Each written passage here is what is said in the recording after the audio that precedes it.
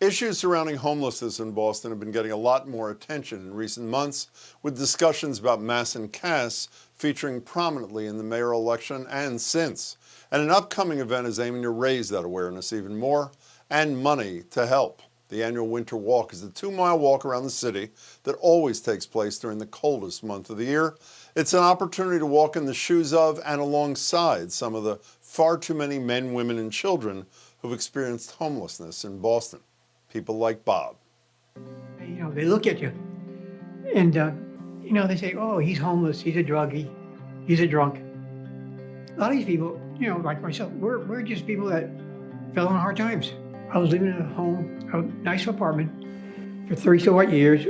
He died, and so the building was sold, and they gave us 30 days to get out. And the next thing you know, I couldn't afford the rent. That's just a preview of a video that will be shown at this year's Winter Walk on February 13th.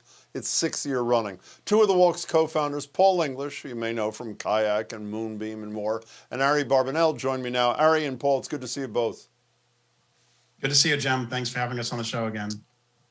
Pleasure. Ari, why do you do this every February? Because there is still homelessness in our community, and we need to come together first and foremost to change our perceptions and break stigma so we can get to the bigger systemic changes. Paul, on your website, it says ending homelessness is within our reach. Is that something you believe or something you want to believe? It's something I believe. It just takes political will and a commitment by people to say it should be unacceptable to see people sleeping on the street. And it is a funding issue. We know that actually giving people homes and wraparound services can in many cases be cheaper than treating them in emergency rooms and with some of the interventions that are done today. But I think it's really, we just need the political will to fund housing and wraparound services.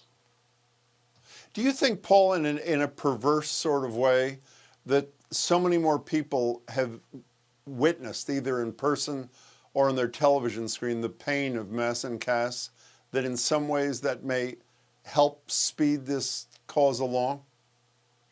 Yeah, I don't like to think of unfortunate events leading to better events, but I think that might be the case. Even as I look at the intro video that you just played at the beginning of this segment, it's uncomfortable to encounter someone homeless in the street. And, we often divert our eyes away from them because it's uncomfortable confronting someone who's in such extremely different circumstance than us. And what we're trying to do with the Winter Walk is to demystify and to meet some people and learn a little bit more about it. And, Ari, we should delve into that a second. As I said at the top, you're not just walking for people who are homeless, you're walking with people who are homeless. I assume that's not just rhetoric, correct? Exactly. No, there is a huge community of individuals with lived experience that walk with us, whether they're currently homeless or formerly homeless or somewhere in between. All of our partner organizations bring clients and patients and community with them. It's about being shoulder to shoulder and sharing stories, not just from the stage, but as you're walking through Copley Plaza. Marjorie Egan and you were kind enough to invite us to be part of this, and we will be. And we were talking to a coworker yesterday who said, and he is a very empathetic person, said, why are they doing this in February? And you consciously, Ari, do this in February because you want the weather to be as brutal as is humanly possible. That is correct? Absolutely. I hope for the coldest, snowiest day. Paul, do you worry that, I have spoken to the people who run homeless shelters who say, and not uncharitably, that we have hundreds of people who call and say, can I help on Thanksgiving?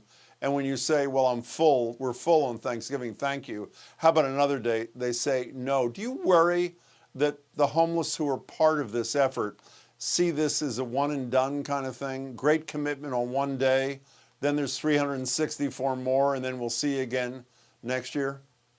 Well, the good thing about it is Ari and the team who run Winter Walk every year have now raised millions of dollars to support organizations like Pine Street and Rosie's Place and many other organizations in the city. So we're making a difference in that the walkers are raising actual funds.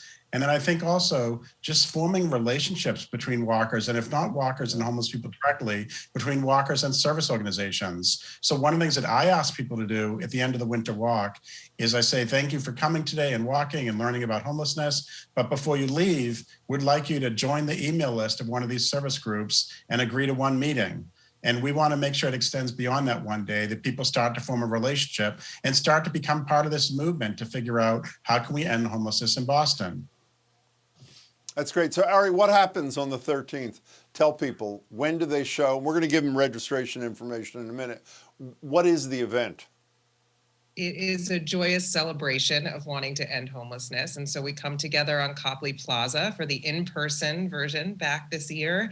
And we'll register at 8:30, get warm coffee, move to the stage where we'll hear some wonderful stories. We'll see the rest of that video with my friend Bob. And then we'll take our march through the city. And we'll come back. It's just a brief 2 miles, and we'll have breakfast and we'll hear music. And then we will go on with our day, hopefully inspired to make change.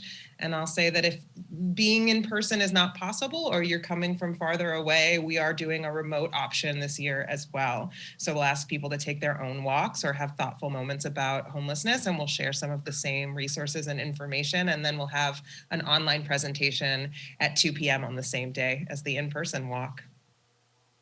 You know, as cold as it is, Ari, first with you, how do you feel on this day? This is not the first, this is the 6th, I believe. How do you feel on the day when you do this, Ari? It's the most inspiring day of my year, I think, because of, like Paul said, that it's a moment to become part of a movement. And I do think that you leave feeling joy and feeling ready to take the next steps. So even if the next step is just that you opened the door for someone at Dunkin' Donuts who looked like they might be homeless, we got there. We got there with you. You have a little bit of a different shift in how you see things. And that's the beginning on that day in February. And we go from there. Paul, we have 30 seconds. What's it do for you? It connects me to people in Boston who are in need. And I think many of us in Boston's a very wealthy city, and many of us have living really good lives in the city. But I think we need to be connected to those that are suffering. And the Winter Walk for me is an event where you can get connected to this community and then figure out what you can do to help. Well, I'm really glad you're doing it. And I hope everybody watching does it with you. We're looking forward to being there. Thanks so much for your time, and thanks so much for your work. Thanks a lot, Jim. Thank you.